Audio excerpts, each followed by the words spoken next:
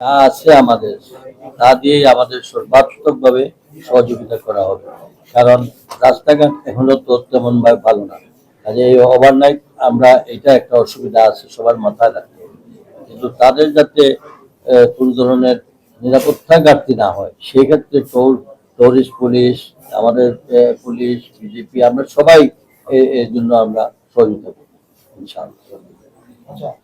ডিস্ট্রিক্টটা এখানে হোলসেলের একটা অভাব আছে। আপনি তো আপনারা নিজেরাই জানেন যে থানার মধ্যে কয়জন পুলিশ থাকে। এখান থেকে 10 কিলোমিটার দূরে গিয়ে একটা এর জন্য আমি নিজে দিয়ে দিয়েছি। স্বরাষ্ট্রমন্ত্রীর কথা হয়েছে, স্বরাষ্ট্র সচিব আইজিলের কথা হয়েছে, আগামী 2-3 দিনের মধ্যেই এখানে জায়গায় জায়গায় পুলিশ ক্যাম্প করতে যাবে শুধুমাত্র এইগুলার প্রোটেকশন দেওয়ার জন্য।